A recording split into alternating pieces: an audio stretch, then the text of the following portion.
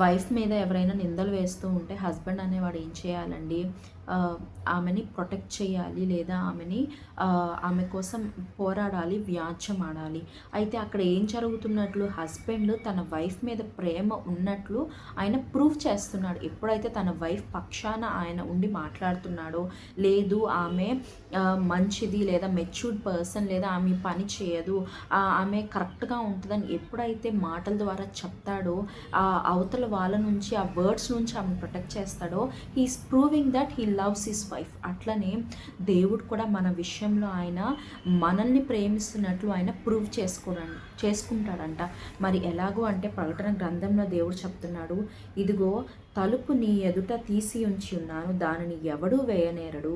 యూదులు కాకే తాము యూదులమని అబద్ధమాడు సాతాను సమాజపు వారిని రప్పించదను. వారు వచ్చి నీ పాదముల ఎదుట పడి నమస్కారము చేసి, ఇదిగో నేను నిన్ను ప్రేమించితినని తెలుసుకున్నట్లు చేసేదనని దేవుడు మాట్లాడుతున్నాడు. ఈ లోక మనుషులే కాదండి, దేవుడు కూడా గొప్పగా ప్రూవ్ చేయగలడు. ఏమని? He loves us so much. ఆయనకి నీవు ఇష్టమైన బిడ్డవి, నిన్ను ఆయన ప్రేమిస్తున్నాడని ఆయన ప్రూవ్ చేస్తాడంట. మరి నువ్వు నీ ఆఫీస్లోనో, లేకపోతే ఎక్కడైనా, wherever you are posted, wherever you are working, లేకపోతే ఎక్కడైనా సరే, అది నీ ఇంట్లో అయినా, నీ ఉద్యోగ స్థలంలో అయినా, లేకపోతే మనుషుల మధ్య, అన్యుల మధ్య అయినా, ఎక్కడైనా సరే నువ్వు బాధ, శ్రమని, నిందల్ని, అవమానాల్ని నువ్వు భరిస్తున్నప్పుడు దేవుడు అంటున్నాడు, ఎస్ నేను వస్తున్నాను, నేను నిన్ను ప్రేమిస్తున్నానని నేను వారు తెలుసుకున్నట్లు చేస్తాను. ఎవరైతే నీకు విరుద్ధంగా ఉన్నారో వారి వచ్చి నీ పాదముల మీద పడి నీకు నమస్కారం చేస్తారని దేవుని మాట్లాడుతున్నారు. మరి నీవు ఏ పరిస్థితిలో ఉన్నావో నాకైతే తెలియదు, కానీ నీ ఆఫీస్లో ఒక అవమానకరమైన స్థితిలో, వెలివేయబడిన పరిస్థితిలో, నీవు ఎంత పని చేస్తున్నా నీకు ఒక గుర్తింపు లేని పరిస్థితుల్లో, లేదా ఎంకరేజ్మెంట్ లేని పరిస్థితుల్లో, ఒక విలువ లేని పరిస్థితుల్లో నీవు ఉన్నావేమో, లేకపోతే ప్రేమించబడని స్థితిలో నీవు ఉన్నావేమో. అయితే దేవుడు అంటున్నాడు, తలుపు నీ ఎదుట తీసి ఉంచి ఉన్నాను. ఆయన తీస్తే ఎవరు వేయలేరు కదండి. అట్టి ఆపర్చునిటీస్, అట్టి వాల్యూ దేవుడు మనకి ఇస్తానని వాగ్దానం చేస్తున్నాడు.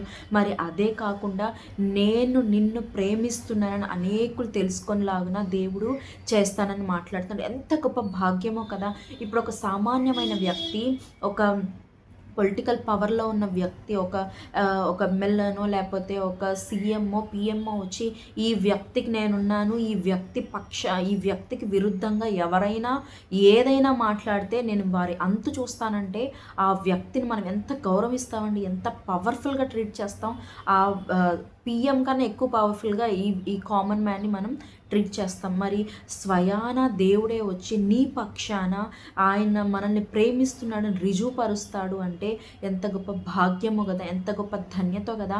సో నువ్వు విసిగి వేసారిపోవద్దు. ఇంకెంతకాలం నేను భరించాలి, ఎంతకాలం ఈ అవమానం, ఎంతకాలం ఈ వెలివేయబడిన స్థితి, ఎంతకాలం నేను మంచి చేస్తున్నా, ఎంతకాలం నేను గుర్తించబడకపోయినా ఈ పనులు నేను ఎందుకు చేయాలి, ఈ వర్క్ ఇంత కరెక్ట్గా నేను ఎందుకు చేయాలని నీకు తలంపు వస్తుందేమో. కానీ దేవుడు అంటున్నాడు, ఇదిగో నేను ప్రూవ్ చేస్తా, నేను సహాయం చేస్తా, నువ్వు నీ వర్క్ కంటిన్యూ చేయి, నీవు నీ వర్క్లో నీవు రైచియస్గా ఉండు, యథార్థత కలిగి ఉండు, నమ్మకత్వంతో ఫెయిత్ఫుల్నెస్గా నువ్వు బ్రతుకు.